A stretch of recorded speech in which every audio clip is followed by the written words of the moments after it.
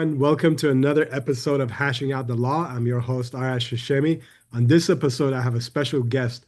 I have Jasmin Shojai, who was one of the first people who appeared on my podcast when we first started years ago. Back then, Jasmine was at a later stage of or earlier stage of her life. She is a three-time Playboy model. She is from Australia. She happens to be in LA right now, so I got a chance to talk to her. Our times are are syncing together, and she is now moved on and developed in her career. Hi, Jasmine. How are you? I'm good, very good. How are you? I'm good. It's been a while, but I'm glad to have you on. So, Jasmine, I'm not going to take any more of your time. I'm going to let you do all the introduction and tell us. So, the last time we spoke, you were in Australia. Yeah, You were on your, I think, third Playboy cover. Um, think so. Something like yeah. that. Yeah. Yeah. So catch us up. What happened since? What has happened since? I think a lot has happened since.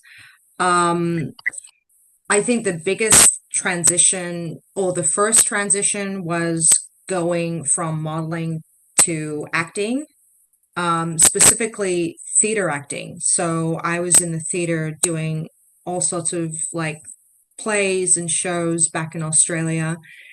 And it's just, I mean, that's just been incredible in its own way. For anyone who doesn't know anything or doesn't know a lot, I should say, about theater acting, it just it takes a lot because it's live. There's an audience, they're a paying audience, and you're doing a lot of rehearsals. There is no take two or anything like that. So if you get it wrong, that's it. But well, it's not it, but I guess you have to try and work with an ensemble and make it look like nothing ever happened. Otherwise, it's very obvious. Do you think that was more challenging for you, or was modeling more challenging? And I know they're not the same, but uh, Yeah. in in in the context of having pressure to perform, which one was more challenging? I think theater acting just by a little bit. I mean, because of naturally what it was. And it wasn't a bad thing. It was the most incredible experience I've ever done in a entertainment point of view because it helped me, I should say, become a better actor and understand what it really means to perform, I guess. And there were a couple of plays where we had they weren't exactly musicals, but they were kind of like a hybrid. So we were dancing and singing and acting like it was a whole bunch of stuff. So that whole performance experience was really powerful for me. And that was like, I guess you could say, phase two of the transition, or phase one, sorry. Phase two, I went back to schooling, like I went back to university and I started a law and economics degree. It's so this is where like I guess there's another side to me that many people didn't exactly know, or maybe like people close to me knew a lot about, of course. And yeah, going into that journey, it's obviously the opposite of acting in a way, in a sense, at the surface. But I mean, I would say in some ways it's very similar because what I love about law, for me personally, it wasn't just the academics, but there was like a bigger picture behind all of it. And for me, it was advocating for people. I've never been someone who sort of sits there and does nothing. I'm good at filling in the shoes for someone else. Acting is very much that way because the script isn't going to read on its own. Someone and actually do their very best as that character. And law for me is kind of the same, except obviously there's a serious element to it, and you are advocating for people with real problems, and they could be in a very bad situation. You don't So, know. so Yeah. Jasmine, let's go back a little bit. Mhm. So at one point, something clicks in your head and you decide you want to go back to school, you want to study law. What was that moment? What happened that that little tinkle in your brain said, I'm going to go to law school, I'm going to study law? Well, I tried different subjects before. I tried criminology, and that wasn't really my thing, or at least the subject I was doing wasn't my thing. But the really funny thing is, I had this foresight when I first, back in Australia, I moved cities. I went somewhere where I didn't know anybody, and I was like, okay, let's give this a shot. And like I met people on the way, but I kind of had this vision of going, I wonder if this is where I would start like a legal career or something like that. And then it naturally happened. So I studied something else, and then I didn't really, I don't know, didn't really click with it. And then I studied law because I really knew, no, this is really what I want. And I've been thinking about it for a long time. I guess I was just trying to test things out and just see what was really, I guess, m- like more for me. But I mean, to be honest, I've always been someone just passionate about like any sort of advocation and problem solving. So, like sometimes, for example, I this is actually funny. So in Australia, in some universities, they split contract law as a subject. So you've got the fundamentals, and then the next subject you've got advanced principles of contract law. So what happened was, it turned out, and I didn't plan this. The exam was a day before I flew to LA. So that was a very full on 24 hours. I did the exam, I did sit it, and then I packed that night. And then the next morning, I went to the airport. So I'm really glad I did it because I'm lucky to have a good small circle of really motivating people, and they were like telling me, just do it, like just get it out of the way, and then you're not going to think about it when you're overseas, right? Um, so that's exactly what I did. And the really funny thing is, I think I did really well. Sometimes we think that if you're striving for perfection, you'll get, I don't know, better grades or you'll be smarter or whatever it is. But I don't think it's really like that. I think sometimes under pressure, you can actually perform a lot better. So that was very interesting for me. And I can only imagine when I'm working as a lawyer, there may be situations where that same thing might happen. You might not have the best relaxed environment. You might be under time pressure. I don't know. Like anything could happen. So, yeah, So that was pretty cool. that sounds like a very fast-paced 24 hours, but hey, Yeah. it makes your vacation even more enjoyable. You got one less thing on your plate. Let's talk about how you become a lawyer in Australia. So Yeah. I know each country is a little different. In the US, usually you have to go to undergrad, meaning get a bachelor's degree, and then Yeah. go to law school, and then depending on your jurisdiction, have to pass the bar. In Australia, how do you become a lawyer? If you want, let's say I'm in Australia and I'm a child, or Mhm. not a child, I'm in high school and I want to become a lawyer. What's my next step? I think it can vary from state to state again. So I'm just going by where I'm currently based. So that's the state of Victoria. You would do your bachelor's degree, so the undergraduate, you would obviously have to pass. And then, providing that you did, you'd graduate and get your degree. You wouldn't be practicing as a lawyer right away. You'd be doing your PLT, practical legal training. For some reason, I think there's different ways of doing it. But I believe some people finish it as quick as a year. So if practical legal training is, you go to an institute, one place is called, what's it called? Leo Cusson, and that's just the name of this legal institute, if you will. And then they helped you get an employer, or you might end up getting it yourself. And you have to do practical legal training in that environment. Of course, you're being sort of monitored because you're trying to prove that you can pass that training. Are you also Once, being, I'm sorry, are you also being mentored? So yeah. if you don't, you said you could either get a job with someone or do it on your own. Let's say you go there or I go there and now I'm doing my training and they've assigned me. I don't have an employer, and I have a case, and I'm being monitored. But during the process, am I assigned a mentor, or is someone going to teach me how to do it? I think you are assigned a mentor. They wouldn't just be like, "Hey, you're on your own now." But they might have some expectations. I'm not too sure because I've been to seminars, but I haven't done it yet, of course, because I haven't completed the degree. But let's just say you do it and you get so much support. Perhaps that employer might keep you on. But the point is, once that has happened and you get that certificate, you then have to I don't know how to say it, like apply to be on the, it's so bad I should know the exact name, but I've been on holiday. But you have to be registered then as a solicitor, so you would have to I guess apply for that registration.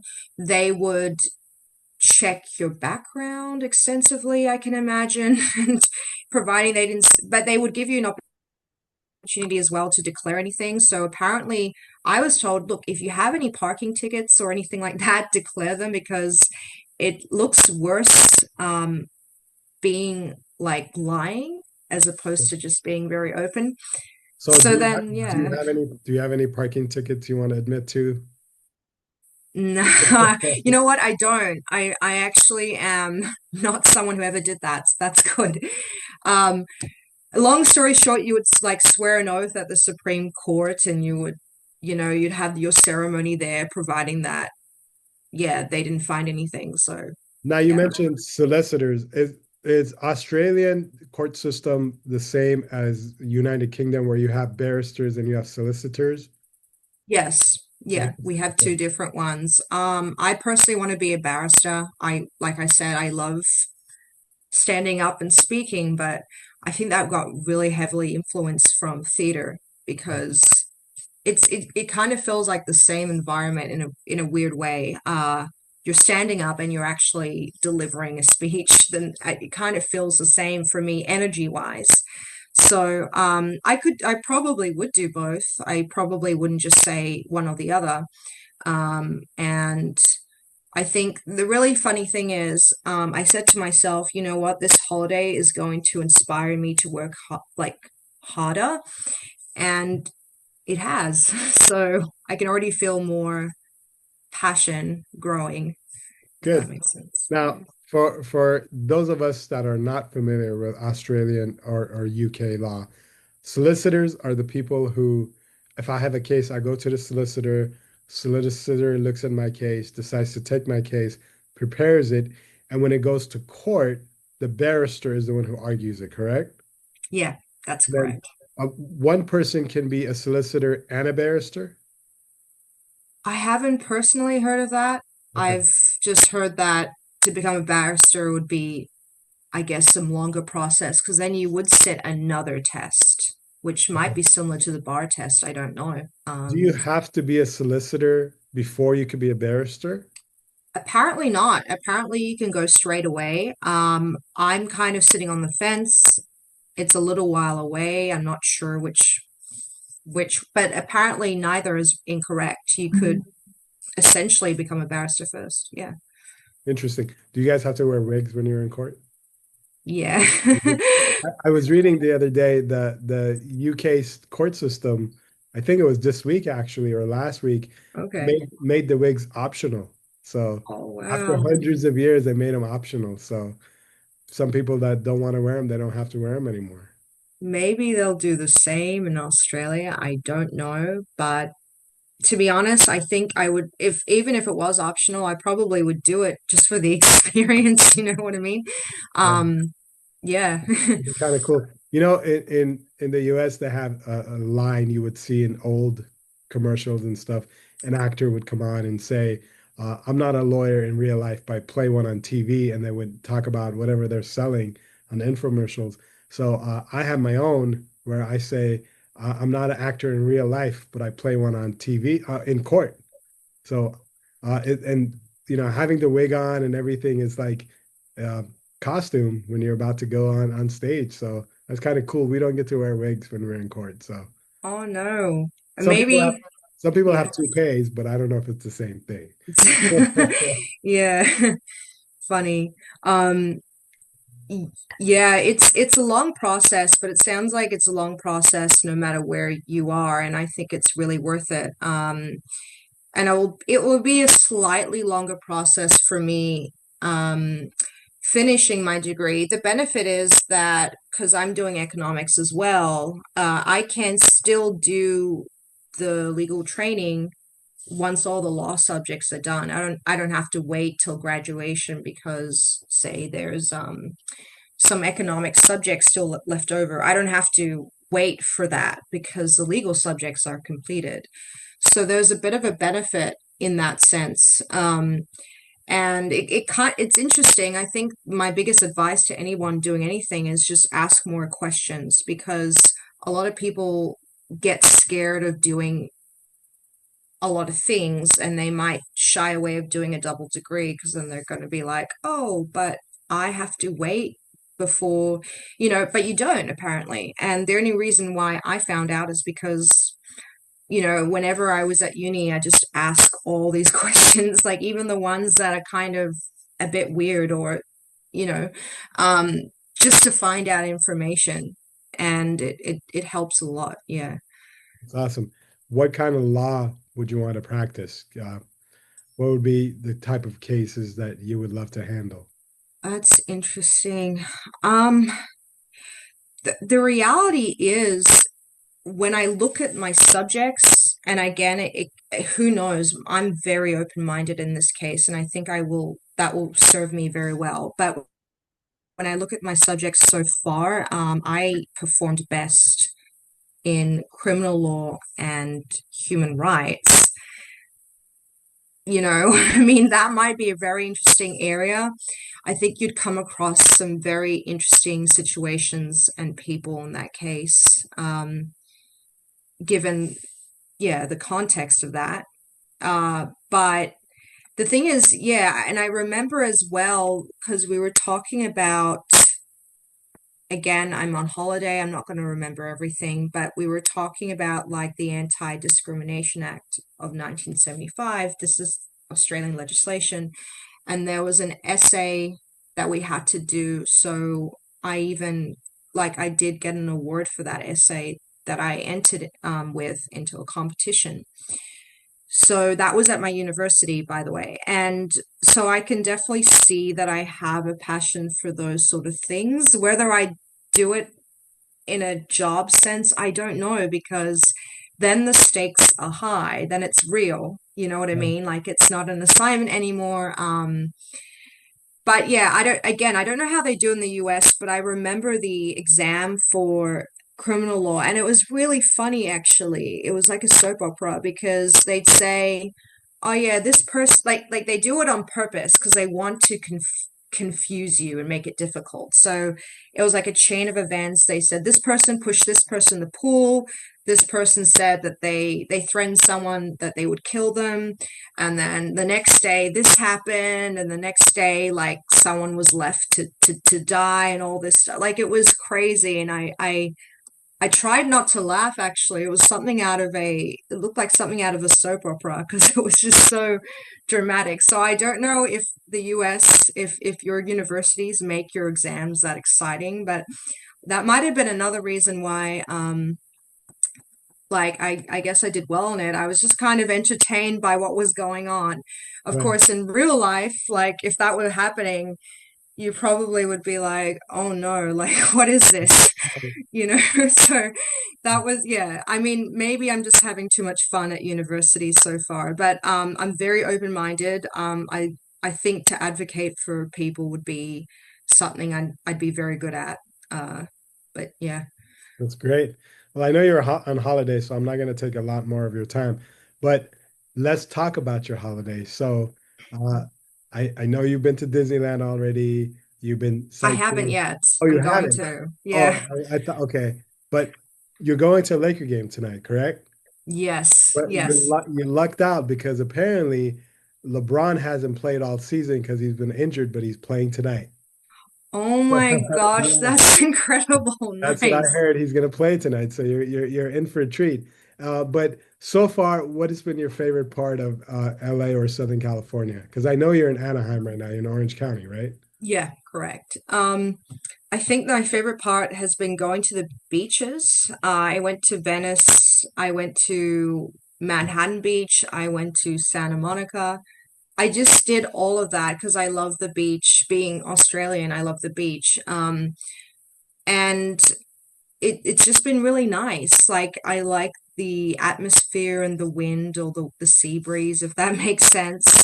Another good experience was just getting to know people. Like I just met, like I guess you can say, I made acquaintances while I was here, and just got to know where people were at. I met someone from the UK that moved here, and she told me her story. And I think, like, to do anything in the States, like, everyone's immigration situation is different.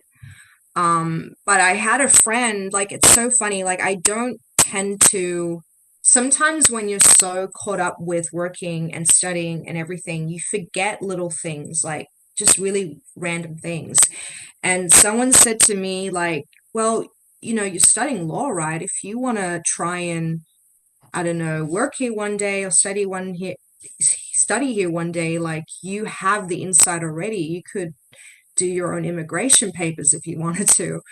And then I was like, oh yeah, I didn't really think of that. Like, thank you for giving me an idea. Like that was not even on my mind. I like so like obviously you would take it very seriously if that were to happen, but it just goes to show, like I think studying law becomes it's a very handy tool. Let's Yes, put it it that is. way. Yes, it is. Well, I wish you luck. I hope you have fun tonight. And then maybe once you become a barrister, we can have you on again and talk about your experiences as a barrister. Sounds good. And then don't forget, you got to go to a Persian restaurant while you're here. I remember now. Yeah. All right. All right. It was a pleasure having you on to talk about your journey from the last time we met. I wish you luck and have a great holiday for the rest of the time you're here. Thank you so much. Thank you. Thank you for having me.